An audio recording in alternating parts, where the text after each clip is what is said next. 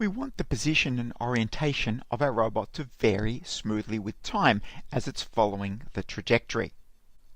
We want to do this for a number of reasons.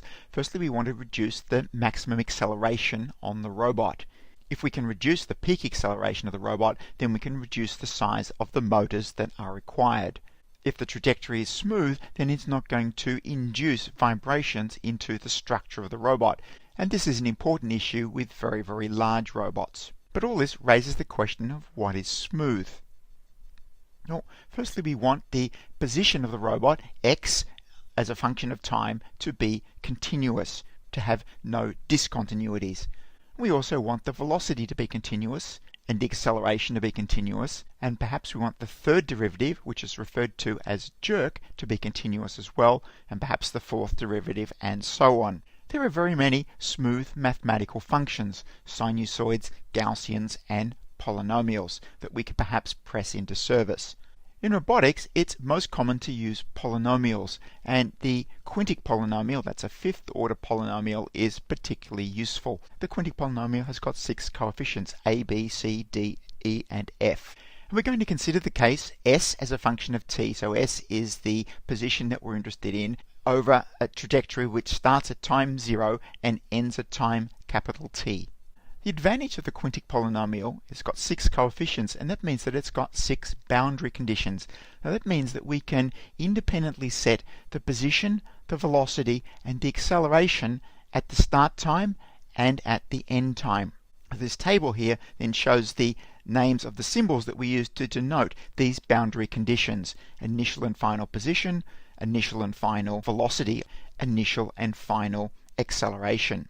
Here is our quintic polynomial again, and I can compute its derivative with respect to time. So this is the velocity along the path, and the acceleration along the path is obtained by yet another derivative. I can substitute in the boundary conditions. When time equals 0, I have these relationships here, and when time equals capital T, I have these relationships here. Now I can write these 6 constraint equations in matrix form. It looks something like this. The matrix is 6 by 6. It's square, which means that I can invert it. And now what I have is a relationship that gives me the polynomial coefficients a through f in terms of the boundary conditions, and a matrix which is essentially a function of the trajectory time and some constants.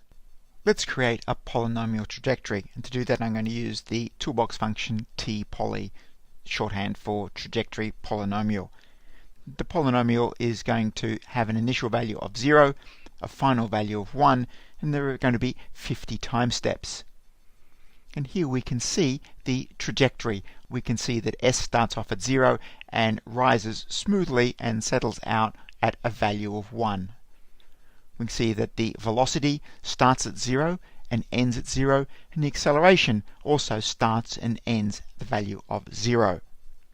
Let's just change the final condition, so instead of going from 0 to 1, it goes from 0 to -1, and we can see the polynomial now does exactly that.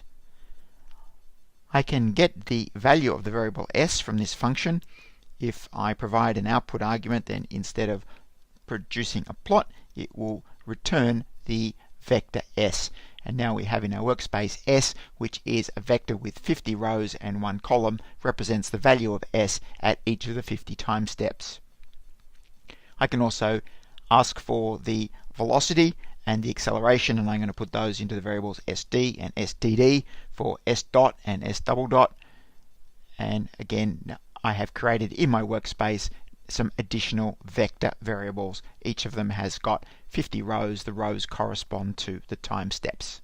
You'll notice in all of the plots that the initial and final velocities have been equal to 0. Well, I can override that by providing explicit values for the initial, and I'm going to ask the initial velocity to be 0.5, and I'm going to ask for the final velocity to be equal to 0. What you can see is the initial velocity now is equal to 0.5, final velocity is equal to 0. But what you'll notice is if you look at the plot of s, you'll see that it has gone from 0 to 1, but it has massively overshot. It has gone up as high as 5 and then reduced to the desired final value. By changing the boundary conditions, we have dramatically changed the shape of the trajectory. So we've seen that the quintic polynomial makes nice smooth curves moving from 0 to 1 over a period of 50 time units. And we can see that the velocity is smooth and the acceleration is smooth. But there's a bit of a problem here. That is that the peak velocity that the robot undertakes has got a value of 0.038 units. But the average velocity over the path is much less. It's only 0.02. On average, we're only going at 52% of the peak velocity for this path. So that means that for most of the path, the motor isn't working as hard as it could be. It means that we have to install a motor which can go at this peak speed, but mostly we're not using that capacity. We're wasting performance. It also means that it's going to take us longer to get to where we want to go.